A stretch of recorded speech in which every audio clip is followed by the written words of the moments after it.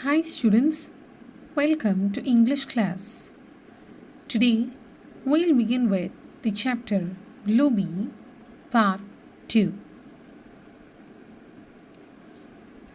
In the previous class we have learned a very good description about the mugger crocodile residing in the Indian River. Let's recollect those points. The mugger crocodile lived in the Indian River. It was twice the length of a tall man. It was blackish brown and yellow, white under. It was a ferocious and a formidable animal. Author has called it as a prehistoric juggernaut, and it mainly ate all sorts of putrid items.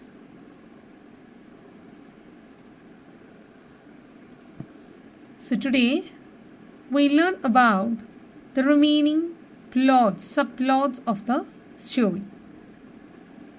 Today we will mainly learn about the blue bead, a description about blue bead, then Sevilla's hardship and poverty, and a visit to the bazaar. So let's enter into the chapter. So over here we'll begin with the description about blue bead. It was not a gem, though it was a sand-worn glass that had been rolling about in the river for a long time. By chance,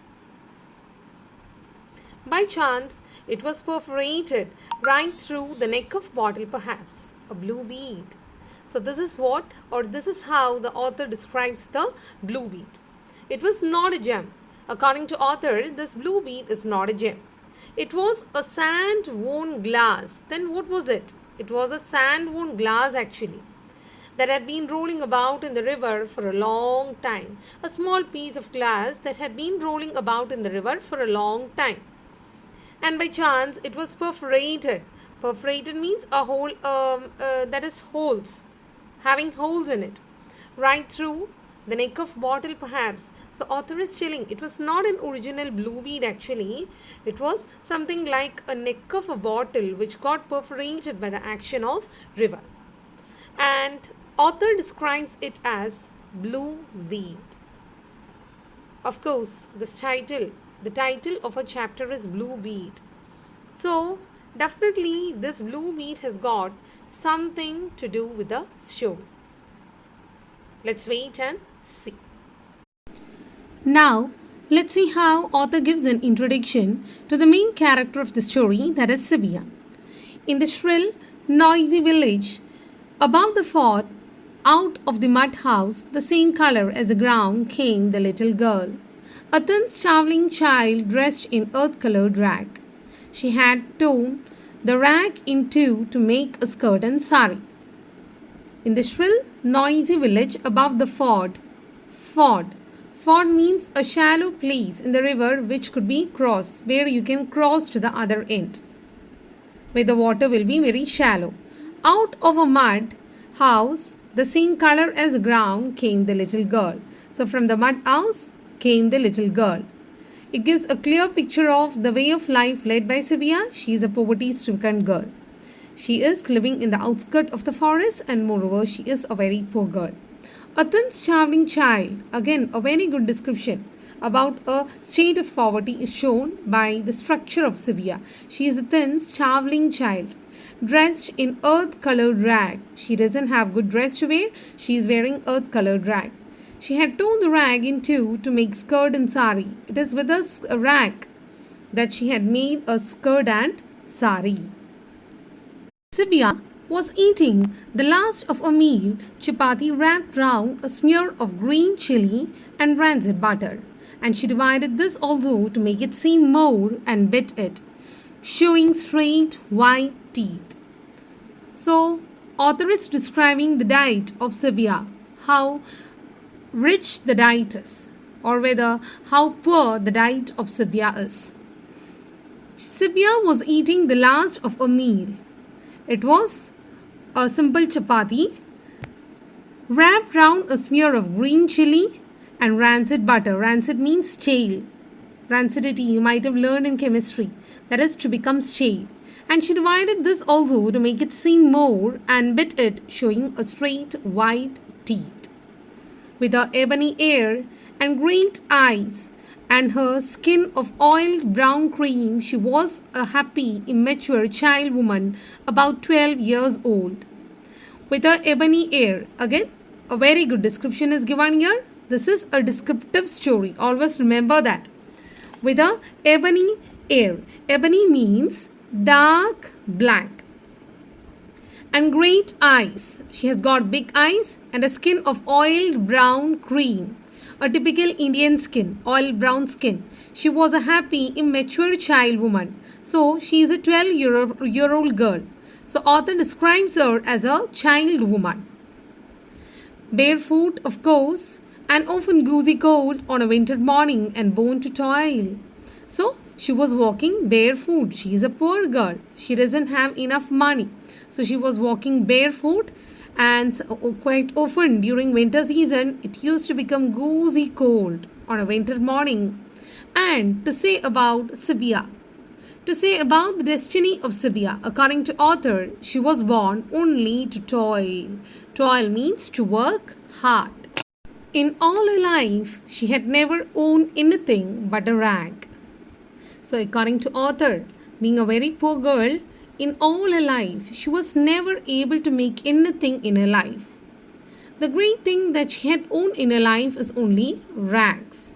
She never owned even one anna, not a piece, not a pie, even to buy, say, a handful of blown glass beads from that stall in Bazaar where they were piled like stars, or one of the thin glass bangles that the man kept on his cheek, and you could choose which color you'd have. So, author is describing some of the yearnings or some of the great wishes that Sevilla had hidden in her mind. Being a girl, she had a yearning to buy some glass beads from the stalls in Bazaar, over where it was piled up like stars. Or she thought of buying some few thin glass bangles, which the man used to keep on stick in the bazaar, and from that one you can choose the color which you desire. But being a poor girl, she was never able to buy anything of such. So this clearly describes the poor state of Sevilla. She knew what finery was though.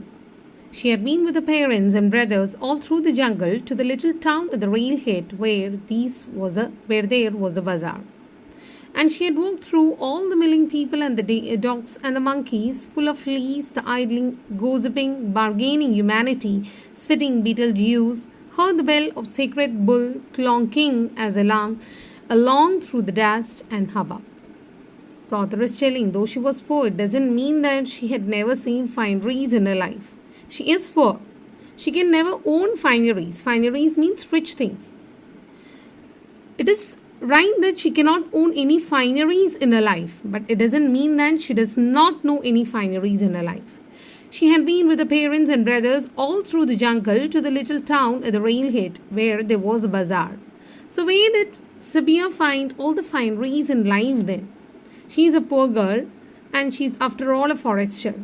Then where did she find all these fineries in her life? It was at the bazaar. Where is this bazaar located? It is near the little town at the railhead. And she had walked through all the milling people. Milling people means moving people. Milling people means moving people. She had walked with the milling people, dogs and monkeys full of fleas, the idling, gossiping, bargaining humanity. Of course, we know we have an idea about how the market will be, how the bazaars will be. Over there, you can find gossiping as well as bargaining human beings, humanity or people. They will bargain on the price of the commodity sold there. And being the Indian market, it is quite usual to see the people spitting here and there, and that too Beetlejuice. Beetlejuice, chewing beetle and spitting. It's a part of Indian tribal life. Not only tribal life, village life itself. And she has also heard the bell of the sacred bull clonking as they lumped along through the dust and hubbub. the market, one can find the bulls also. And if it is sacred bull, it will be having bell, and as a result, it will be clinking or clonking as it lumped along through the dust and hubbubs. Hubbubs means the noisy. He had paused, amazed, before the sweetmeat stall to gaze at the brilliant honey confectionaries abuzz with dust and flies.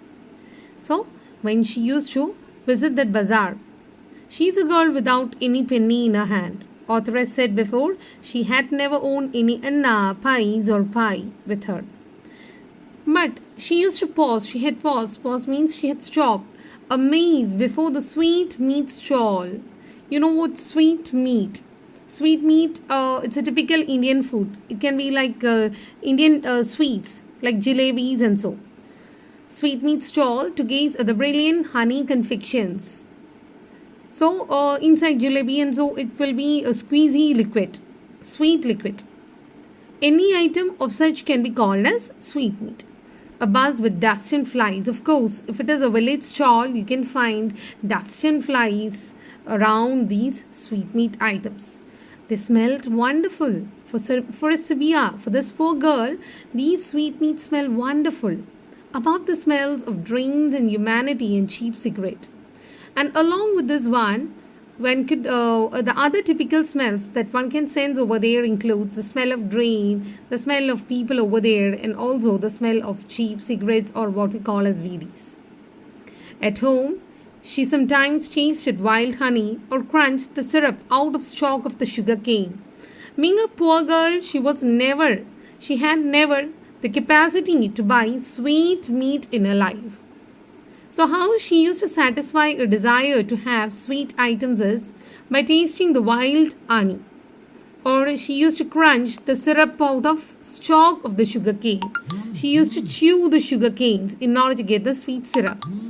But these sweets were green and magenta. But the sweets which stood in the Indian bazaar or in that bazaar had the color of green and magenta. It was not the color of the sugar cane or the color of honey. It was very colorful also. It had the color of either green and magenta. Then what are the other views in this bazaar? Then there was a clothes stall stacked with great rolls of new cotton cloth, stamped at the edge with the maker's sign of tiger's head, and smelling so wonderful of its dressing straight front the mills that Sevilla could have stood by it all day. So, another scene what one can find in this bazaar is there was a clothes stall. So, first author gave a description about sweet stall. Now it's a clothes stall. It was stacked with great rolls of new cotton cloth. So, this clothes stall had number of rolls of cotton clothes stacked, piled up, one on the top of the other, stamped at the edge with the maker's sign of tiger's head. On each roll there was a seal of tiger's head, and smelling so wonderful of its dressing. And it had a very wonderful smell also. New roll of clothes has got a particular smell. And for Sevilla, it was a wonderful smell. Straight front the mills that Sevilla could have stood by it all day. So author says that Sevilla loved standing near this clothes stall and watching the rolls of cotton clothes stacked one on the top of the other, and according to author, she was willing to stay all day to watch this great scene in the market. But there were other wonders to see. Of course, there are various other wonders waiting in this bazaar. Satin sewn with real silver thread. Another scene is satin sewn cloth, and this satin is sewn with a real silver thread, a very costly cloth. Tin trays from Birmingham, and of course there are tin trays which has come right from Birmingham, and a sari which has got chips of looking glass embroidered into the border. Of course, glass beaded bordered saris are also there in the bazaar. Everything looked really marvelous and wonderful, especially for a poor girl like Sevilla. She joined the crowd round a Kashmiri travelling merchant on his way to the bungalows. So, this girl joined. It was like an Anderson Wonderland for this poor girl Sevilla. So this girl was walking, enjoying the scenes of the market. She was satisfying with her eyes what she always yearned to have in her life. She joined the crowd round a Kashmiri traveling merchant on his way to the bungalows. He was showing dawn colored silks that poured like cream. So, what was there with this Kashmiri merchant? He was carrying dawn colored silks that poured like cream. So, when the roll was opened, or when he opened the roll, it was pouring, being a satin cloth, it was pouring like cream. And he got a little log chest. Also, there is a small chest or a small box with him with turquoises and opals in it. A small box containing lot of stones in it like turquoise, opals, and so. Best of all, a box which, when you press it, a bell tingled and a yellow woolen chicken jumped out. And another great wonder which the man had with him is that he had a small box. When you press it, a bell will be tingling and a yellow woolen chicken will be jumping out. Sevilla is a small girl, so for her, it was a very good showpiece, or it was a very good item to enjoy. There was no end to the wonders of the world. But Sevilla, in all her life from birth to death, was marked for work. Since she could toddle, she had asked grain and gathered sticks and put dung to dry and cooked and weeded and carried and fetched water and cut grass for fodder. So there is no end to the wonders of the world. The world is rich for rich people, and as a result, there are various wonders in the world. But for Sevilla, but plight of Sevilla, it's very different. Author ends up by author has given a very good description about the way of life and the desires and the great desires which Sevilla has got in her mind. And now she's coming to the end by telling about the poor destiny or the poor plight of Sevilla. But for Sevilla, in all her life, right from birth to death, she was marked to work. The only thing she was made to do in her life is to work. Right from her birth itself, she was born only to toil or to work. Since she could toil when she was a small child itself, she had husked grain. At that time itself, she was taken by her mother to husk grain. She had gathered sticks and put dungs to dry, and moreover, she had done the work of drying the dungs and cooked. She had even cooked food and weeded. Weeded means, what are weeds? Those unwanted plants. She had weeded and carried and fetched water. She had even fetched water from the river and cut grass for the fodder. And she had also cut grass for the fodder. So that was the hard life, or this is the hard life which is led by Sevilla, a typical forest girl of Indian jungle residing in the outskirts of the Indian jungle. And Sevilla, it is not only Sevilla. Sevilla is a life example for she is a life example for majority of the poor Indian girls residing in the outskirts of Indian forests on those days. So with this, we'll come to the end of today's session. In the next class, we'll enter into the climax of the play, that is Sevilla's encounter with the crocodile, and also before that about the Gujar women. So till we meet again, goodbye.